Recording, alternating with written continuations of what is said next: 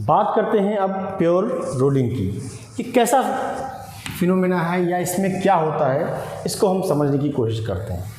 तो अगर हम कोई एक रोटेटिंग बॉडी लें और उसको ज़मीन में फेंक दें, सिर्फ और सिर्फ एक ट्रांसलेशन वेलोसिटी देकर अगर हम मैं ज़मीन पे उसे फेंक दूं, तो हम एक्सपीरियंस करेंगे कि वो बॉडी सीधे ज़मीन पे घिसटते हुए नहीं चलती है, वो ज़मीन पे गिरने के बाद थोड़ी देर में रोटेट करते हुए जाती है।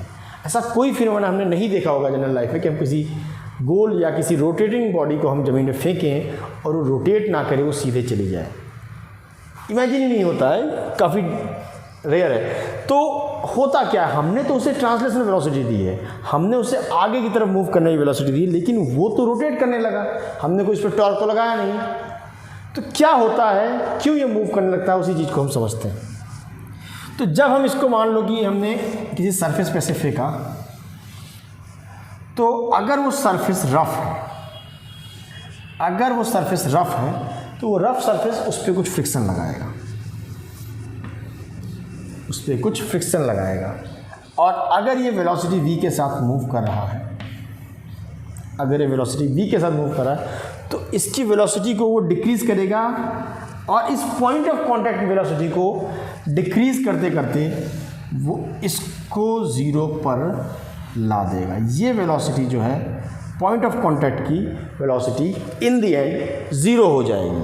अब होगा क्या, जब फ्रिक्शन इधर लगेगा तो ये बॉडी कुछ इस तरफ ऐसे ओमेगा के साथ रोटेट करना शुरू करेगी। जैसे जैसे बॉडी आगे बढ़ेगी, v कम होता जाएगा, ओमेगा बढ़ता जाएगा। तो इस पॉइंट पर एक टाइम आएगा जब मान लो कि पहले तो इसकी वेलोसिटी v0 थी, बाद में इसकी वेलोसिटी घटकर v हो गई।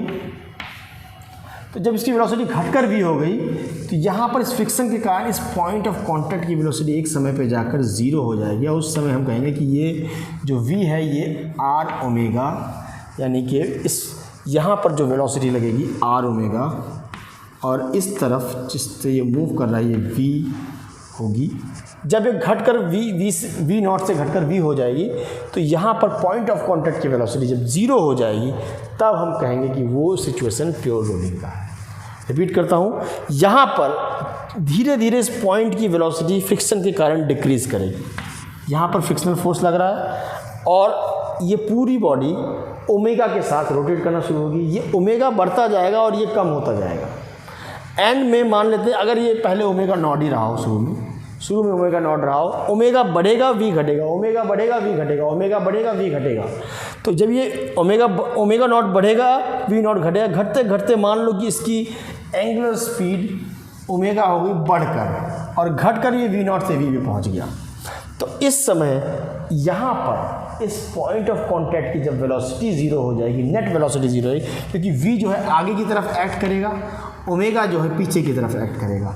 v जो है आगे की तरफ एक्ट करेगा, ओमेगा जो है पीछे की तरफ एक्ट करेगा। तो net velocity point of contact की, अगर मैं इसका नाम दूँ पॉइंट ऑफ कांटेक्ट p, यहाँ पे इसका नाम दिया p, तो when the velocity of point of contact become zero, then we can say that the body has come into pure rolling. तो इस जब वेलोसिटी पॉइंट ऑफ कांटेक्ट की ज़ीरो होगी, we can say that the body is in pure rolling. तो इसका मतलब क्या हुआ?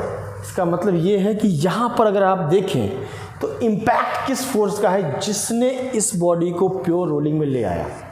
प्योर रोलिंग में क्यों आया? क्योंकि इसके पॉइंट ऑफ कांटेक्ट की वेलोसिटी ज़ीरो होगी। पहले तो point of contact velocity zero नहीं थी, पहले तो ये v नॉट से चल रहा था, ओमेगा फ्रिक्शन लगना शुरू हुआ, ओमेगा नॉट आया, धीरे धीरे ओमेगा बढ़ता रहा, v नॉट कम होता रहा। क्यों कम होता रहा? क्योंकि फ्रिक्शन एक्ट करता रहा।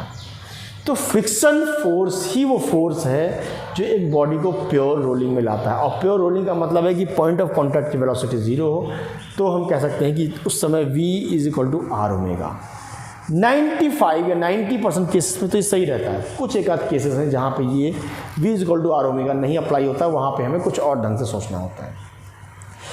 तो फिर से एक बार अगर इसे एक्सप्लेन करें, तो एक बॉडी है, हमने उसे सरफेस से फेंका कुछ वेलोसिटी v नॉट के साथ, उस पर फ्रिक्शन एक्ट करना शुरू हुआ, फ्रिक्शन के कारण एक फोर्स पीछे लगी, ओमेगा नॉट जनरेट हुआ, धीरे धीरे ओमेगा नॉट बढ़ता रहा, v नॉट घटता रहा, घटते घटते जब इस पॉइंट की वेलोसिटी, इस पॉइंट की जो सरफेस के कांटेक्ट में जहाँ पे फ्रिक्शन लग रहा है उस पॉइंट की नेट वेलोसिटी ज़ीरो हो जाएगी, तब हम कहेंगे कि बॉडी प्योर रोलिंग में है।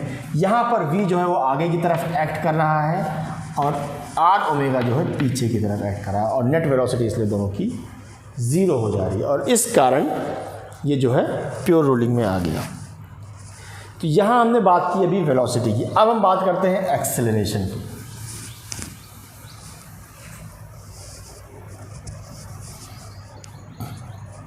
अब हम बात करते हैं एक्सेलरेशन की। तो अगर यहाँ पे अब हम मान लेते हैं कि प्योर रोलिंग हो रही है, ठीक है, प्योर रोलिंग हो रही है, तो ये जो रोटेटिंग बॉडी है कुछ इस तरह से रोटेट कर रहा है ओमेगा के साथ। इसके पास कौन कौन से एक्सेलरेशन होंगे? एक तो ओमेगा चेंज हो रहा था, तो इसके पास एक टेंजेंशियल एक्सेलरेशन होगा, और दूसरा क्योंकि ये रोटेट कर रहा है इन ए सर्कुलर पाथ, तो इसके पास एक तो एक्सेलरेशन इसके पास होगा टेंजेंशियल, दूसरा इसके पास एक एक्सेलरेशन होगा सेंट्रीपिटल,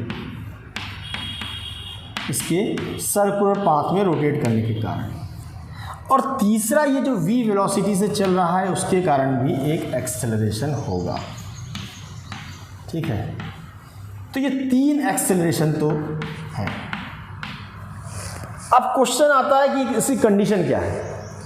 तो कंडीशन ये है कि पॉइंट ऑफ कांटेक्ट पे नेट टेंजेंशियल एक्सेलरेशन या टोटल एक्सेलरेशन, जो टेंजेंशियल एक्सेलरेशन, टेंजेंशियल मतलब कि इसके टेंजेंट पे जो लग रहे हैं, तो अगर मैं v के कारण एक्सेलरेशन कोई प्रोड्यूस होगा तो आगे की तरफ जाएगा, ये a लगेगा यहाँ पर, और यहाँ पर ये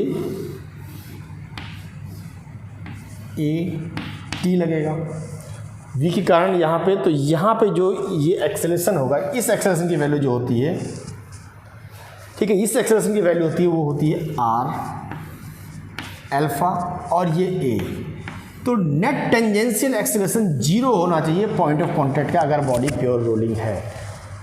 मैंने ये नहीं कहा कि टोटल एक्सेलरेशन 0 होना चाहिए, नेट टेंजेंशियल एक्सेलरेशन इसका 0 होना चाहिए अगर बॉडी को प्योर रोलिंग में लाना है। तो क्या मतलब कि टोटल एक्सेलरेशन 0 नहीं होगा? यस, टोटल एक्सेलरेशन 0 नहीं होगा। तो कौन सा एक्सेलरेशन यहाँ एक्ट करेगा? यहाँ पर जो एक्ट करेगा वो करेगा सेंट्रीपिटल एक्सेलरेशन। ये X A is equal to R alpha तो रहेगा ही, पर सेंट्रीपिटल एक्सेलरेशन हमेशा एक्ट करेगा, क्योंकि इसकी तो नेट वेलोसिटी 0 है, तो फिर ये आगे कैसे बढ़ रहा है? क्वेश्चन तो यही है ना, ये आगे कैसे बढ़ रहा है जब यहाँ पे नेट वेलोसिटी 0 है? तो ये जो पॉइंट है इस एक्सेलरेशन के कारण ऊपर उठेगा, फिर दूसरा पॉइंट आएगा उसकी वेलोसिटी 0 होगी, वो इस एक्सेलरेशन के कारण ऊपर उठेगा, फिर तीसरा पॉइंट आएगा उसकी वेलोसिटी भी 0 हो जाएगी, लेकिन वो इस एक्सेलरेशन के कारण ऊपर उठ जाएगा। तो ऊपर उठने की प्रक्रिया जो है कौन हेल्प करता है? वो करता है सेंट्रीपिटल एक्सेलरेशन। यही वो एक्सेलरेशन जिसके कारण बॉडी मूव कर पाती है, तो ऊपर की तरफ उठता है। बाकी यहाँ पे टेंजेंशियल एक्सेलरेशन 0 होगा, सेंट्रीपिटल एक्सेलरेशन 0 नहीं होगा, और जिसके कारण ये बॉडी मूव कर पाएगी। तो यहाँ पे हमें ये ध्यान रखना, या फिर हम ये कह सकते हैं कि alpha is equal to A by R भी कह सकते हैं। So A is the acceleration due to translational motion, R alpha is the acceleration due to rotational motion, and these should be equal to bring the body in the pure rolling. So the body is in pure rolling, and that's why it is having a 0 velocity at the point of contact. तो यहाँ पे हमने ये चीज़ें discuss कर ली। अब हम आगे बढ़ते हैं और समझते हैं क्वेश्चन से कि कैसे अप्लाई की जा सकती है प्योर रोलिंग। तो कुछ क्वेश्चन को देखते हैं। एक जेई का क्वेश्चन है।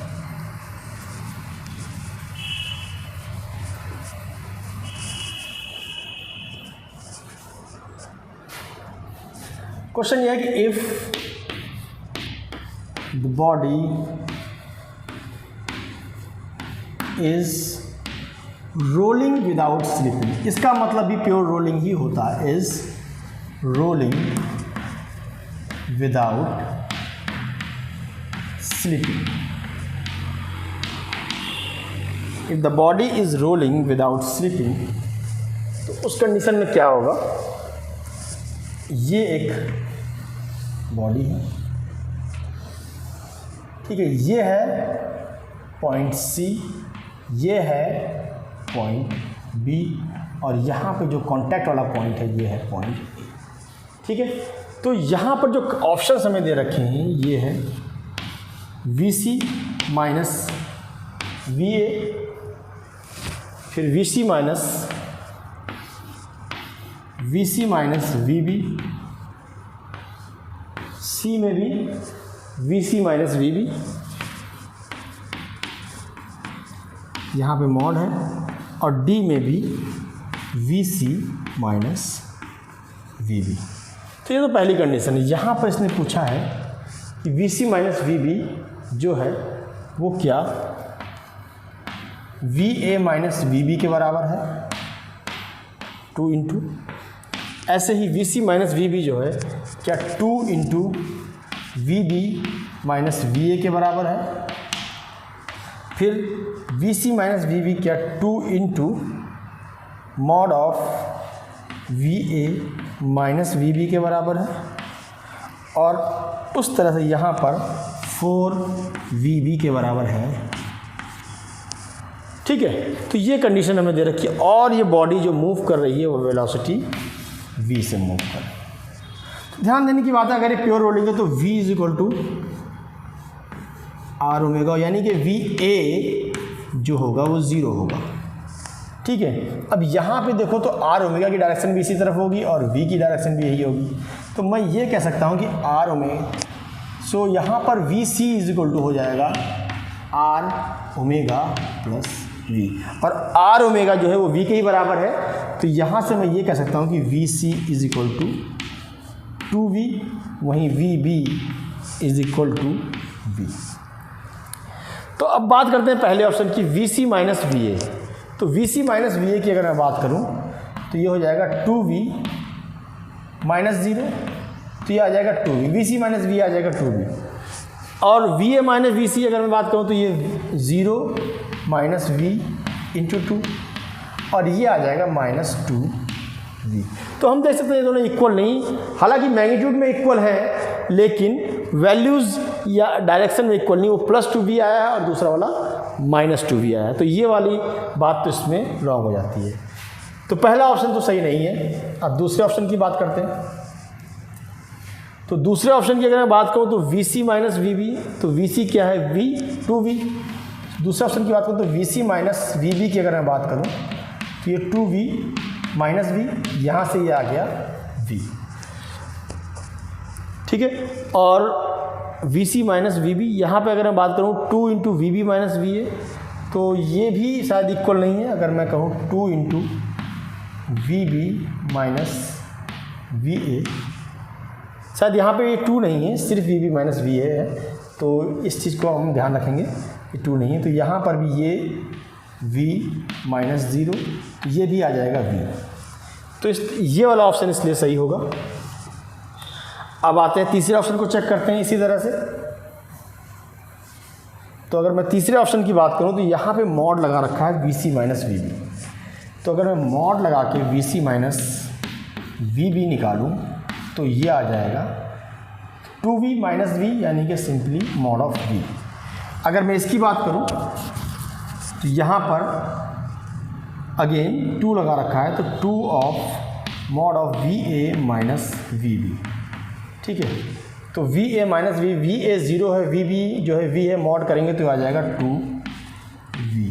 तो यानी कि ये ऑप्शन भी गलत हो जाता है, और इसको तो हम सिंपली कह ही सकते हैं कि 2v माइनस v हमें v देगा, जबकि यहाँ पे ऑप्शन में 4 है, तो ये भी गलत हो जाता है। तो ये सभी ऑप्शन गलत होते हैं, only and only option B is the right answer of this question. तो अब आगे बढ़ते हैं और एक और अच्छा सा क्वेश्चन लेते हैं प्योर रोलिंग का।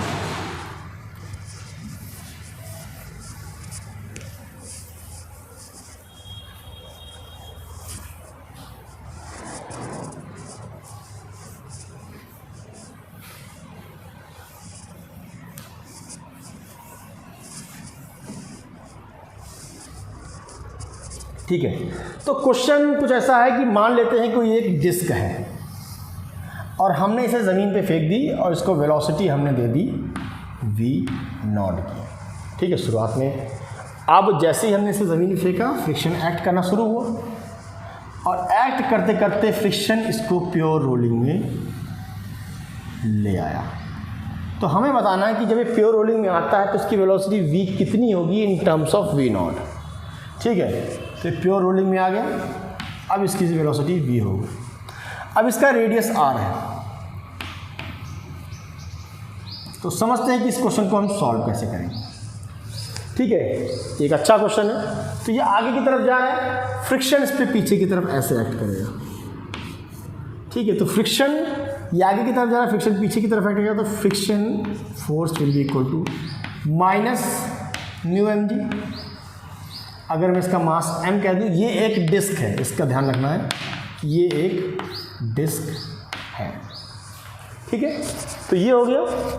अब फ्रिक्शन फोर्स ही इसको एक्सेलरेशन दे रहा है, तो M A is equal to minus mu M G, और m से m कैंसिल हो जाएगा, तो a इज इक्वल टू आ जाएगा म्यू इंटू जी। ठीक है, अब हम फर्स्ट इक्वेशन ऑफ मोशन लगाएंगे। तो फाइनल वेलोसिटी v हो गई है, इनिशियल वेलोसिटी v नॉट है, तो मैं ये कह सकता हूँ v is equal to V not plus a। और हम कहते हैं कि इसने यहाँ से यहाँ तक v नॉट से v तक जाने के लिए जो टाइम लिया वो t लिया, तो वो हो गया t। तो यहाँ से v is equal to V not, और एक्सेलरेशन की वैल्यू अगर हम पुट कर देंगे तो ये mu into G into T हो जाएगा। इसको कहते हैं हम इक्वेशन 1, इसको कह लेते हैं इक्वेशन 2। अब आगे बढ़ते हैं। अब क्या है कि अभी तक हमने जो इक्वेशन लगाई वो ट्रांसलेशन की लगाई, अब रोटेशन की लगाते हैं। तो टॉर्क प्रोड्यूस होगा, तो उसका एक्सेलरेशन होगा आई अल्फा। ठीक है, अब टॉर्क प्रोड्यूस कौन कर रहा है? Frictional force. तो फ्रिक्शनल फोर्स ही टॉर्क प्रोड्यूस कर रहा है इनटू परपेंडिकुलर डिस्टेंस, तो ये हो गया एफ आर। और यहाँ से अगर मैं इसकी वैल्यू लिखूँ फॉर डिस्क आई की value, so M R square by moment of inertia जो डिस्क का होता है वो एम आर स्क्वायर बाय 2 है। अब फ्रिक्शन फोर्स की वैल्यू क्या है? Mu into M into G into R, ये हो गया M R square by 2 into alpha. ठीक है, आर से आर कट गया, एम से एम कट गया, तो ये जो वैल्यू आई अल्फ़ा की वो यहाँ पे अगर मैं लिखूँ तो अल्फ़ा इज इक्वल टू हो जाएगा, यहाँ से अगर अल्फ़ा की वैल्यू लिखूँ तो जाएगा mu into G divide by R multiply by 2। तो ये आ गई अल्फ़ा की वैल्यू। ठीक है, ये हमारे पास आ गई अल्फ़ा की वैल्यू। अब हम लगाएंगे रोटेशनल मोशन की इक्वेशन ऑफ मोशन। तो हमें इनिशियली तो यहाँ पे कुछ रहा नहीं होगा, बाद में जब इसकी वेलोसिटी v हो गई तो ये प्योर रोलिंग में आ गया होगा। ठीक है, जब इसकी वेलोसिटी v हो गई तब ये प्योर रोलिंग में आ गया, तो ये हो जाएगा v is equal to R omega. पर इनिशियली ओमेगा 0 रहा होगा, तो मैं ये कह सकता हूँ omega is equal to 0 plus alpha into time. अब ओमेगा की वैल्यू, अब अल्फ़ा की वैल्यू हमारे पास है, ये हो जाएगी 2 mu G by R into T. तो यहाँ से टी अगर हम निकालेंगे तो T will be equal to omega R by 2 mu into जी। तो ये वैल्यू हमारे पास टी की आ गई।